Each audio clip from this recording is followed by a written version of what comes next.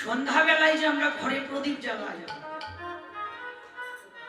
সংসারের মঙ্গলের জন্য আমরা প্রদীপ জ্বালাই। দেবাদিদেব মহাদেব বললেন, রতি তোমার স্বামী কান্দে, সে অপরাধ করেছে। বলছে ঠিক আছে, আমার স্বামী অপরাধ করেছে সত্য, কিন্তু আমিও এই প্রাণ আমি রাখতে চাই না। বলছে রতি, তোমার স্বামীকে আমি জ্বলে পুড়ে ভস্ম করে দিয়েছি, তাকে তো আর জীবিত করতে পারবো না, কিন্তু তোমাকে আমি বর দিচ্ছি, কামদেবকে আমি বর দিচ্ছি, এই কামদেব নিরাকার হয়ে তার আর দেহ থাকবে না, নিরাকার হয়ে প্রত্যেকটি জীবের হৃদয়ে বিরাজ করবে। হৃদয়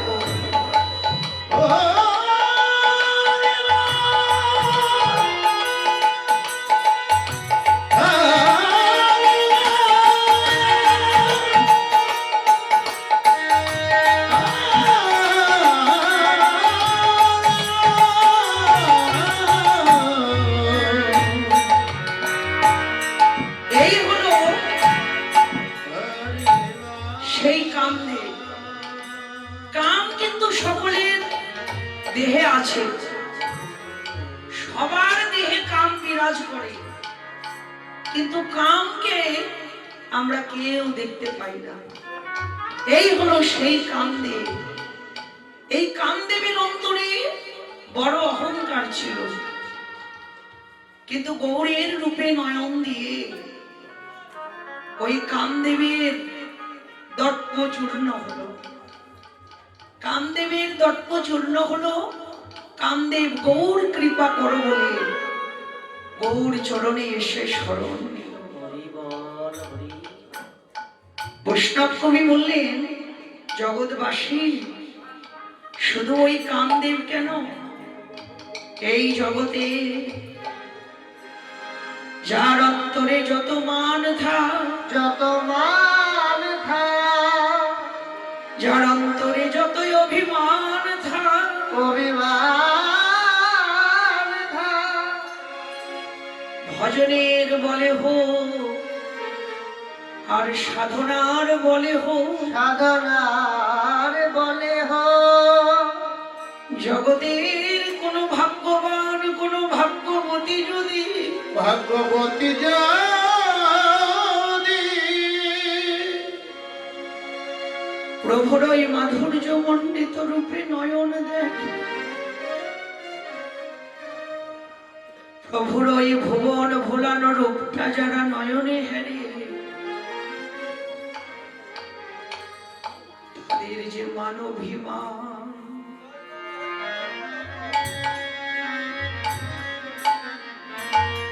তাদের মান অভিমান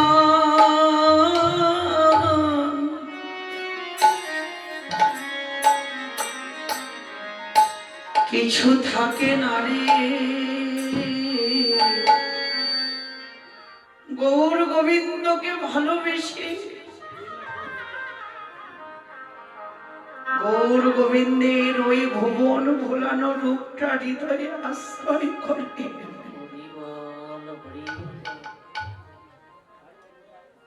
তাদের সংসার ভালো লাগে না, তাদের পুত্র কন্যা ভালো লাগে না, কৃষ্ণ বিরহ জ্বালা বুকে নিয়ে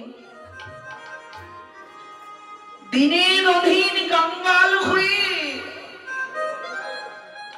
তারা পথে পথে কাঁদে। শুধু তুমি কেন, তোমার মতো যারাই গৌর রূপে নয়ন দেয়, তাদের অবস্থা ঠিক তোমার মতো হয়। বললেন, নাগরী রে, গৌর রূপে নয়ন দিয়ে, নয়ন দিয়ে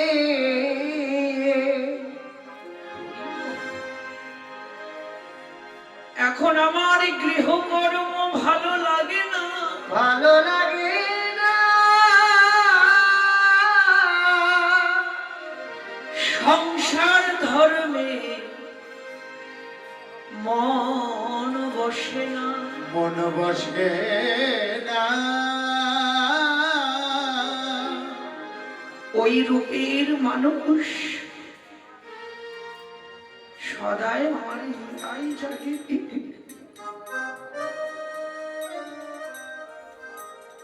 বৈষ্ণব কবি বললেন, নাগরী তোমার মতো ভাগ্যবতী এই জগতে কয়জন আছে? আজ তুমি দর্শন করেছ গৌর হরির সেই মাধুর্য মণ্ডিত রূপ। অমন ভাগ্য তো আর আমার হবে না। রূপে তুমি কি কি দেখেছো সে কথা বলো, আমরা শ্রবণ করতে চাই। বললেন, নাগরী দেখলাম সুরধনী গঙ্গার তীরে চৈতন্য মহাপ্রভু দাঁড়িয়ে আছে, কিন্তু তার যে রূপ, তার যে রূপের আলো, তার যে রূপের জ্যোতি, রূপের আলোতে রূপের জ্যোতিতে সুরধনীর তীর যেন আলোকৃত হয়েছে। কিন্তু গৌর হরির রূপ দেখে রূপের তুলনা করলাম বিদ্যুতের বিদ্যুৎ মালার সাথে। আমাদের প্রত্যেকটি মানুষের কর্তব্য, উচিত সময় থাকতে ভজন করা। কিন্তু সবাই আমরা এই পথে আসি কখন? যখন সব হারিয়ে আমরা নিঃস্ব হয়ে পড়ি, যখন আমরা আশ্রয়হীন হয়ে যাই, তখন কি আশ্রয় করি? গুরু কৃষ্ণের চরণ। দেখেছেন চাঁদ কত উঁচুতে দাঁড়িয়েছিল, আকাশ থেকে চাঁদ মাটিতে পড়ে গিয়ে প্রভুর চরণে শরণাপন্ন। শুধু চাঁদ নয়, অহংকার আরো একজন ছিল। সে হলো স্বর্ণ। বাবা, এই স্বর্ণের মনে অনেক অহংকার। কিসের অহংকার? রূপের অহংকার। স্বর্ণ বলতো, এই পৃথিবীতে আমি মানুষের শোভা বাড়াই, তাই এই জগতে আমার মতো রূপ আর কারো নাই। কিন্তু ওই যে ভগবান হলেন দর্পহারি, স্বর্ণের দর্পকে চূর্ণ করতে প্রভু কি করলেন? নিজ গুণে কৃপা করে স্বর্ণকে দেখা দিবে। গৌরের রূপে নয়ন দিয়ে স্বর্ণের অবস্থাটা কেমন হলো? সুবর্ণ বরণ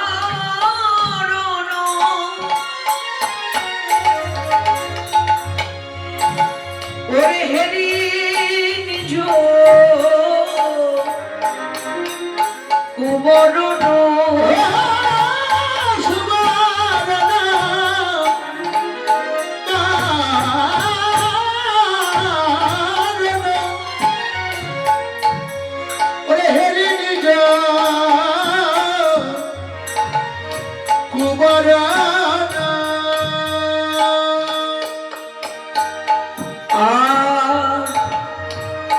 মানহি আপন মন তাপে আর মানহি আপন মন তবে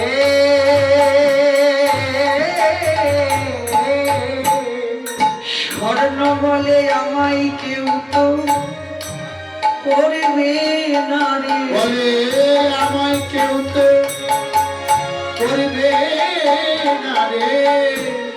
একবার যে হেরেছে ওই গৌর সোনা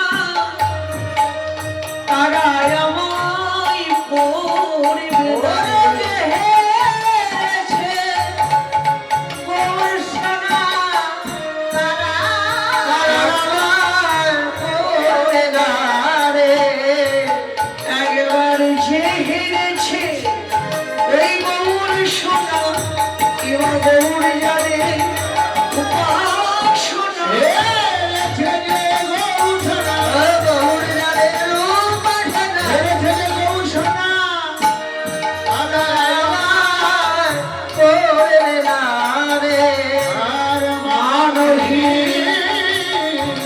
আপন কোনো তাতে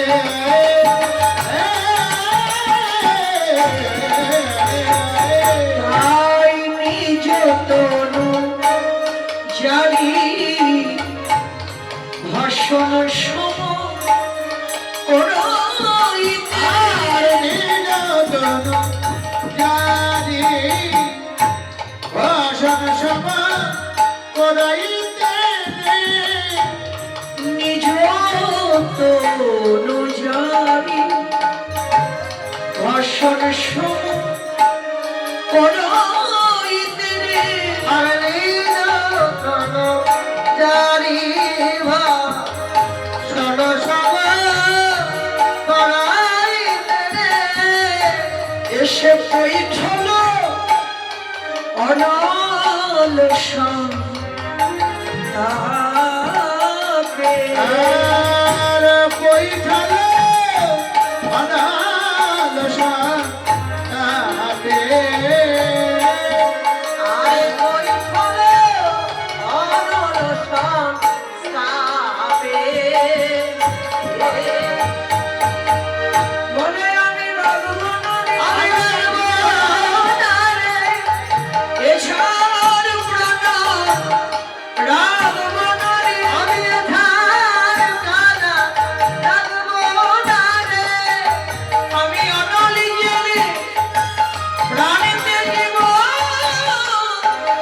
এছাড় কানা আমি রাঘবনে রাখিব আমি অনলি জেলে প্রাণীতে জীব আমার প্রাণ গৌর বলে আমার প্রাণ গৌর বলে আমি ধার কানা রাঘবনে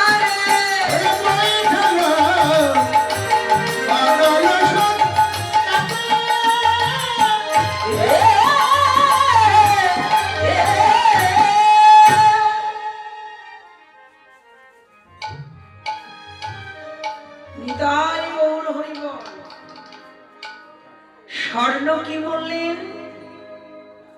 সুবর্ণ বরণ হেরি নিজ কুবরণ।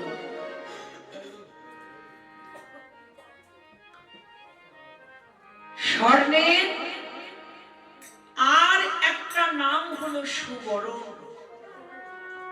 ওই যে স্বর্ণের দর্প, স্বর্ণের অহংকার।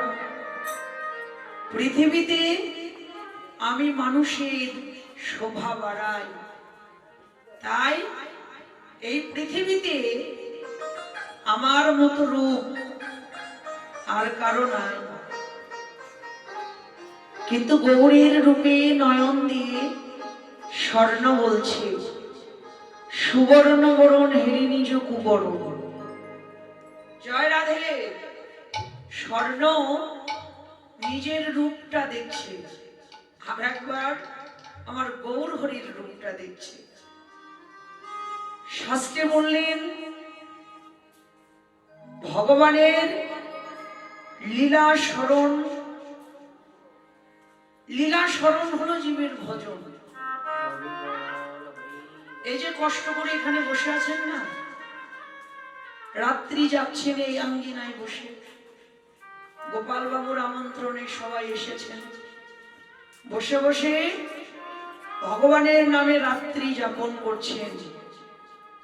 ভগবানের লীলাকে যে যত ভাববে, ভগবানের লীলা যে যত স্মরণ করবে, তার ততই ভজন হবে।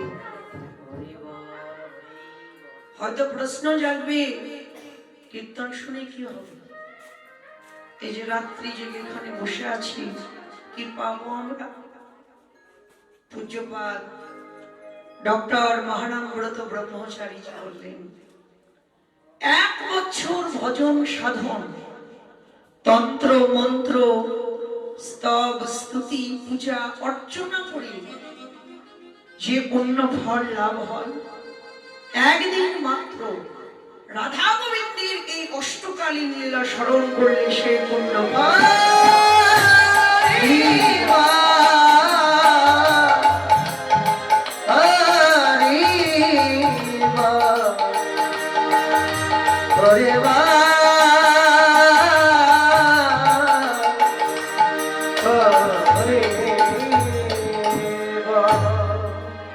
এই যে এখানে বসে আছেন, ভগবানের নামে রাত্রি যাপন করছেন, এই কষ্টটা কিন্তু কখনো বিফলে যাবে না। আজকের এই ফলটা একদিন নিয়ে পাবেন। কোন দিন?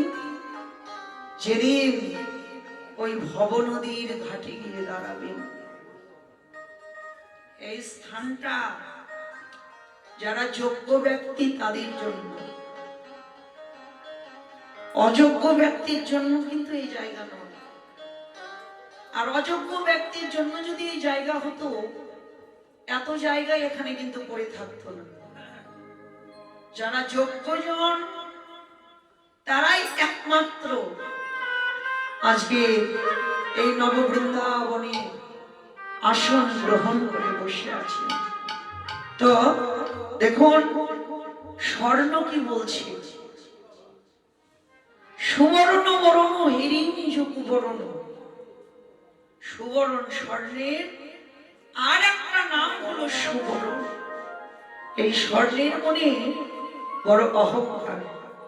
স্বর্ণের দর্পকে চূর্ণ করতে যখন গৌর হরি স্বর্ণকে দেখা দিয়েছে, গৌরের রূপে নয়ন দিয়ে স্বর্ণ বলছে, যারা গৌর সোনা হেরবে, গোবর সোনা হেরবে,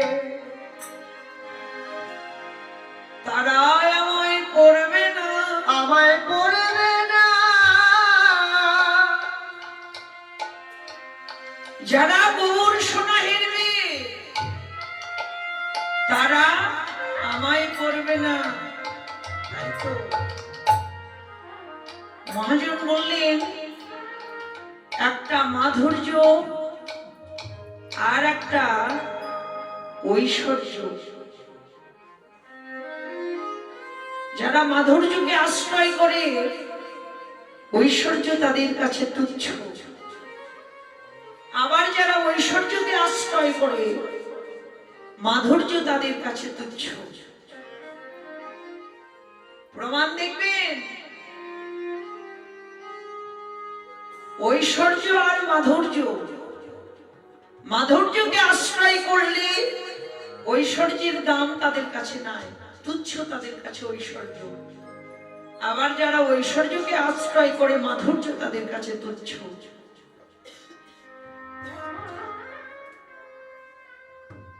আমাদের এই জগতে কিন্তু অনেক লোক আছে, দেখবেন তাদের এত অর্থ, এত বিষয় ঐশ্বর্য, তারা যদি চায় প্রত্যেক দিন এরকম অষ্টকালীন লীলা কীর্তন, দিন দেখিয়া দান, ভক্ত সেবা দিলে তাদের বিন্দু মাত্র ফুরবে না। নিজেরা তো দেনই না, দেবেনই না, অন্যেরা যদি এমন মহতি কাজের জন্য, ভক্ত সেবার জন্য তাদের কাছে কিছু চাইতে যায়, তারা কি বলে জানেন? আর নিজেরা পারো না, পরের কাছে চাইতে আসো কেন? ওই যে ঐশ্বর্যকে আঁকড়ে ধরলে মাধুর্যটা তাদের কাছে যে তুচ্ছ। স্বর্ণ বলছে, যারা গৌর সোনা হেরবে তারা আমায় করবে না। মান থাকতে স্থান ত্যাগ করা হলো বুদ্ধিমানের কাজ। বলছে পৃথিবীতে তো এমন একটা দিন আসতে পারে জগতে সবাই আমার গৌর সোনাকে আশ্রয় করল।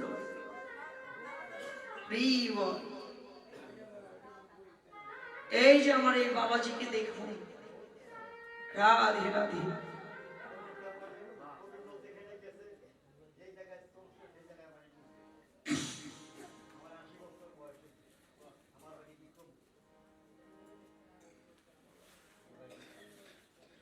গৌর হরি বল। ওই যে ঐশ্বর্যকে যারা, মাধুর্যকে যারা আশ্রয় করে, জড়জগতের ঐশ্বর্য যে তাদের কাছে তুচ্ছ। পৃথিবীতে স্বর্ণ আক্ষেপ করে বলছে এমন একটা দিন আসতে পারে এই জগতের সবাই আমার গৌর সোনাকে আশ্রয় করলো, তাহলে সেদিন তো আমার আর কোনো দাম থাকবে না, সেদিন তো আমি মূল্যহীন হয়ে যাব। তাই ওই দিনটা আসবার আগে আমি আমার এই প্রাণটাই ত্যাগ করব। অনল জেলে স্বর্ণ প্রাণটা বিসর্জন দিল,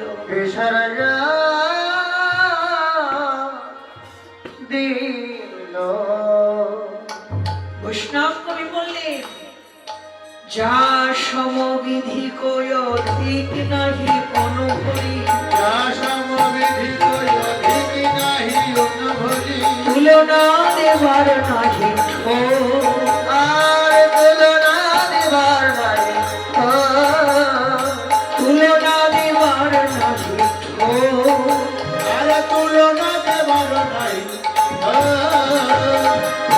তার তুলনা কেউ তুলনা, তার তুলনা কেউ তুলনা, তার তুলনা কেউ তুলনা, তার তুলনা কেউ তুলনা, আমার গৌর রূপের তুলনা হয় না, তার তুলনা কেউ তুলনা, আমার গৌর রূপে তুলনা হয় না, তার তুলনা কেউ তুলনা, তুলনা দেবার নাই, আর তুলনা দেবার নাই। জগদানন্দ বহু বহু তুলনা বহু, জগদানন্দ বহু বহু তুলনা বহু, জগদানন্দ বহু বহু জগদানন্দ বহু বহু তুলনা বহু, নিরুপম গৌর কৃষ্ণ, আর নির্মম গৌর কৃষ্ণ, নিরুপম গৌর কৃষ্ণ। আর নির্মম গৌর কৃষ্ণ। জগৎবাসী গৌরের রূপের তুলনা কোনো কিছুর সঙ্গে মেলে না। গৌরের তুলনা কেবল আমার গৌর হরি। তোমাদের বলে যাই, তোমরা রূপের তুলনা তুলতে যেও না, তুলনা দেবার নাহি ঠোর। জগদানন্দ বহু বহু তুলনা বহু, নিরূপম গৌর গৌর কৃষ্ণ। নির্মম গৌর